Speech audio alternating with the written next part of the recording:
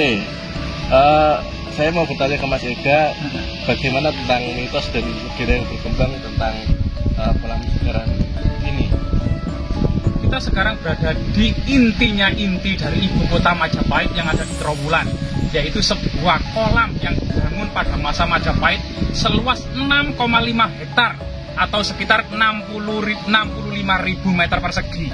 Jadi kolam ini ditemukan pertama kali tahun 1922, kemudian diekskavasi secara integral dan komprehensif pada tahun 1966 sampai 1974, sekitar 10 tahun ekskavasi situs terbesar yang ada di dunia ini, yaitu kolam segaran, masyarakat menyebutnya.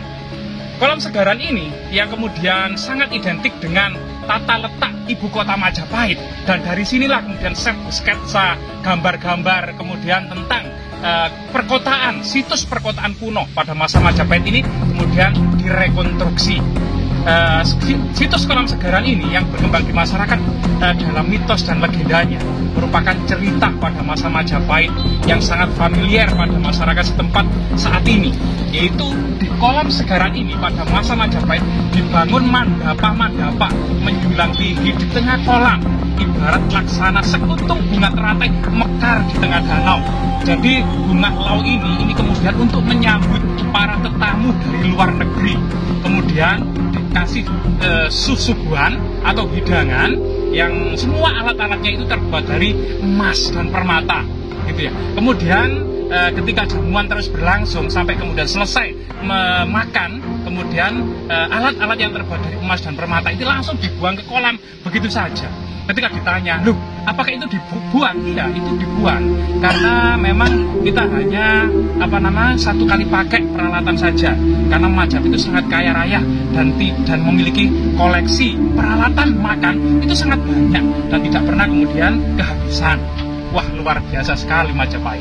Tetapi kemudian setelah tamu-tamu tersebut pulang, gitu ya, maka ternyata di dasar danau kolam segaran ini ada jaring yang kemudian untuk mengangkat kembali peralatan emas dan permata itu, sehingga kemudian peralatan emas dan permata itu bisa digunakan untuk menjamu tamu berikutnya. Ini salah satu kemudian strategi mental yang dilakukan oleh pembesar-pembesar Majapahit untuk kemudian meningkatkan prestis dan harga diri Majapahit di mata negara-negara internasional. Jadi memang luar biasa sekali Mas, bagaimana cara penguasa Majapahit membangun mentalnya, bagaimana caranya biar kelihatan wah gitu ya. Iya, betul. Nah, lalu dari cerita itu apakah benar yang dikatakan atau prediksinya bahwa memang di sini adalah lokasi di mana ibu kota Majapahit itu berada? Iya.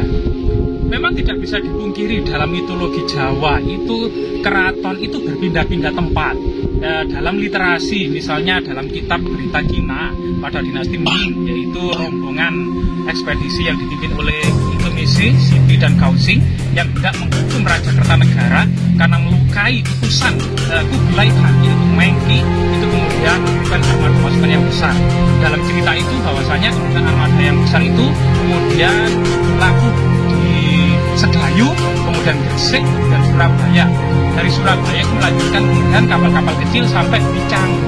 Nah, di Canggu tersebut kemudian dekat sekali dengan keraton Istana Majapahit, atau dalam kisah para raton bahwasanya pada awalnya Istana Majapahit ini dibangun dekat di tepi sungai yang ada jembatan agungnya dengan bantuan orang-orang Madura. Karena kemudian memakan buah maja yang rasanya pahit, itu kemudian di pedukuhan yang baru dibuka ini kemudian diberi nama Majapahit. Tetapi kemudian dalam perkembangannya, karena pada masa-masa awal itu banyak kemudian pemberontakan, termasuk kemudian Rakuti menguasai istana, sehingga tuah atau kemagisan dari Istana Majapahit itu hilang karena pernah dikuasai oleh musuh. Nah, biasanya dalam mitologi Jawa seperti itu, maka istana itu tidak boleh ditempati lagi, melainkan dipindahkan. Kemudian pada masa kejayaan, baik itu dalam sumber negara Kertagama maupun Berita Mabuan, Yingye Senlang, kemudian termasuk Kidung Pasundan, itu tata letak ibu kota masa Majapahit pada puncak kejayaannya itu adalah secara lokalisasi berada di Trowulan ini. Yang dimana kemudian dalam catatan Mahuan, Yingye Senlang itu dari Pelabuhan Canggu menuju berjalan ke arah barat daya sejauh perjalanan setengah hari. Jadi kalau Cangguh kemudian dekat dengan Tarik Sidoarjo, kemudian menuju ke Trowulan ini sangat wajar jika itu menempuh perjalanan sejauh setengah hari. Begitu juga kemudian dalam Kidung Sundayana, itu juga kemudian dari Cangguh kemudian menuju ke barat daya, melewati pasar-pasar mulai dari Palawijan, Pablantikan, Ampel Gading, hendak menuju Bubat dan Kepatihan, kemudian melewati Masjid Agung. Nah, di situ kemudian sampai kemudian lapangan Bubat itu juga ditempuh sekitar setengah hari. Begitu juga kemudian dalam Berita Negara Kertagama, ketika rombongan bangsawan Majapahit ke Lumajang. Setelah pulangnya kemudian dari Japan, kemudian menyerong ke barat daya menuju ibu kota Majapahit di Trowulan. Disitulah kemudian pasca kejayaannya itu kemudian Trowulan ini dianggap sebagai ibu kota Majapahit. Trowulan sendiri berasal dari kata Caitra Wulan yang artinya bulan purnama, yaitu bulan purnama yang terang benderang yang menyinari kegelapan di malam hari. Itulah kemudian filosofi dari ibu kota Trowulan. Ya, baik. Sangat filosofis sekali. Oh gitu ya. Luar biasa. Jadi begini Mas, dengan adanya kolam Budaran yang merupakan salah satu identifikasi dari tata letak ibu kota Majapahit sendiri, apakah ada situs lain yang membantu menyengkuyung atau membantu sebuah identifikasi tersebut bahwasannya Trowulan sekarang adalah bekas ibu kota Raja Majapahit tersebut? Memang di lokasi yang kemudian menurut para peneliti baik itu Klempon maupun kemudian Rangkuti itu kemudian melokalisasi Trowulan ini dan membatasi luas-luasnya dibatasi oleh yoni raksasa. Antara lain itu di ujung timur laut itu ada Yoni Klinterjo, itu merupakan juga diidentifikasi sebagai pendarmaan Ratu Tribhuwana Wijayatunggadewi. Kemudian di ujung tenggara ada Yoni raksasa namanya Yoni Lebak Jabung. Kemudian di ujung barat daya itu ada Yoni raksasa Sedak Japanan Jombang. Sedangkan di arah barat laut di sana kita tidak menemukan Yoni, melainkan sebuah patok-patok yang diduga merupakan tempat angkatan laut Majapahit itu bersandar di sana. Inilah kemudian batas-batas terluar dari ibu kota Majapahit yang kemudian diidentifikasi seluas 9 kali 11 km persegi atau 99 km persegi. Angka keramat dan sangat magis. Termasuk kemudian kolam segaran ini 6,5 hektar ini itu kemudian pada masa Majapahit itu menggunakan ukuran tampah. Satu tampah seluas 6,75 meter persegi. Jika kemudian 6,5 hektar diidentifikasi dalam ukuran modern ini sekitar 9 satuan tampah pada masa Majapahit. Angka 9 juga merupakan nawah, sama dengan simbol Majapahit yang bersimbol Nawasanga atau Dewa 9. Ini merupakan sebuah kota magis pada masa kuno. Termasuk selain kemudian situs kolam segaran ini, situs-situs terdekatnya adalah di sebelah yang paling dekat adalah kompleks makam Putri Cempo, kemudian situs makam Panjang, kemudian Candi Minak Jinggo, situs makam 3, kemudian ada situs kemudian Kedaton termasuk Sumur Upas, situs lantai segi 6, kemudian situs religi Troloyo yaitu makam Syekh Jumadil Kubro, kemudian Candi Tikus, Candi Siwa, termasuk Candi Bajang Ratu. Sedangkan di sebelah barat sana ada candi yang menjulang tinggi namanya Candi Brahu yang diduga juga dibangun pada masa Empu Sendok, tetap kemudian dilestarikan dan dikembangkan pada masa Majapahit. Termasuk di sekitarnya yaitu situs Candi Gentong dan Sitindil. Ini merupakan sebuah lokasi yang dengan peninggalan terbanyak pada masa Majapahit. Jadi memang sangat luas dan betul-betul dipelihara dengan luar biasa oleh pemerintah Majapahit gitu ya Mas. Jadi mungkin diharapkan nanti Trowulan bisa mengangkat kembali bagaimana kehidupan Majapahit itu berlangsung di masa kejayaannya dan tercermin bagaimana kehidupan orang-orang Majapahit atau yang sekarang mungkin warga Trowulan itu sendiri ya Mas, untuk bagaimana mencintai leluhurnya yang sudah membangun peradaban begitu luar biasa dan sangat magis seperti yang dikatakan barusan. Iya, jadi peletak pondasi peradaban Trowulan itu sebenarnya Empu Sendok, yaitu abad ke-10 Masehi.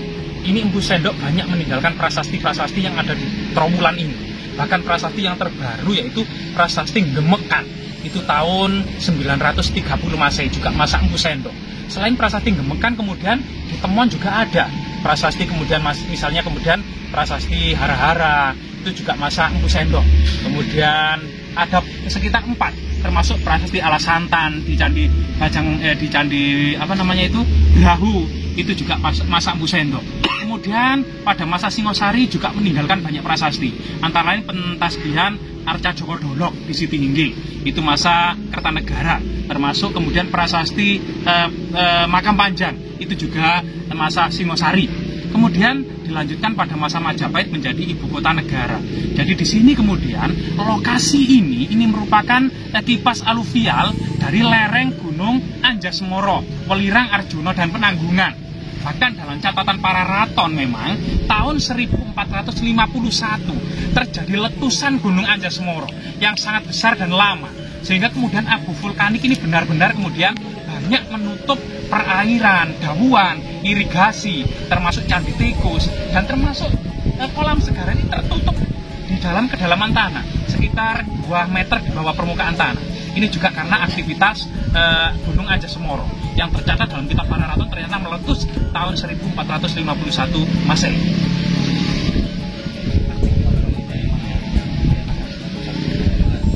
Terima kasih sudah menyaksikan sedikit wawancara dari Mas yang sangat luar biasa ini, dan selamat siang. Ya, kebetulan kita kedatangan tamu dari Trenggalek, dengan Mas siapa?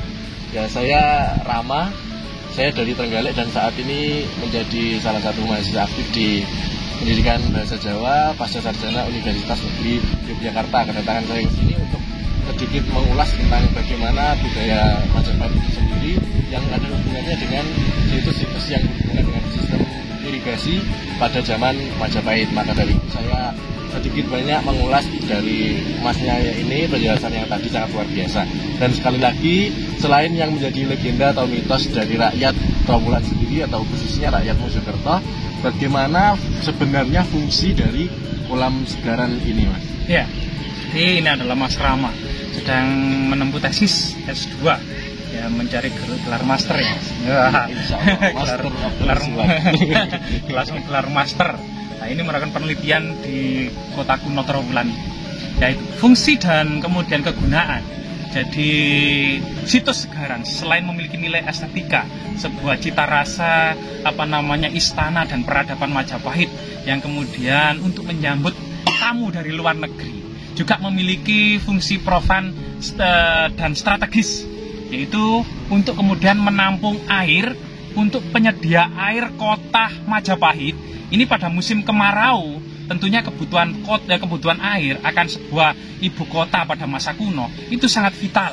Itu. Yang kedua memang untuk resapan pada musim penghujan agar tidak terjadi banjir, maka ada sebuah bak raksasa untuk menampung luapan air hujan tersebut agar kemudian kota-kota Majapahit ini tidak tergenang oleh banjir.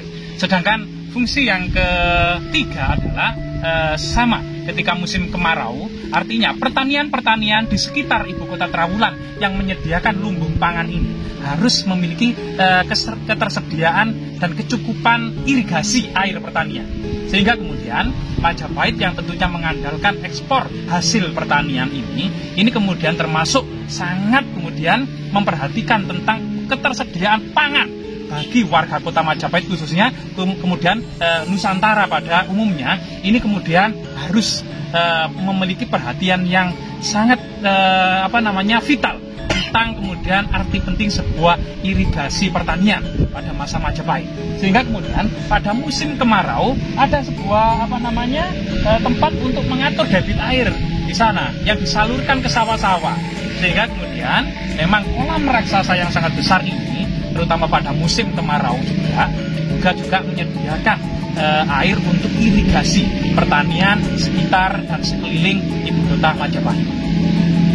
Benar-benar diperhatikan betul untuk kebutuhan pertanian dan pengelolaan airnya. Memang dari itu mewujudkan sebuah budaya atau kearifan lokal yang benar-benar sudah tertata pada zaman itu.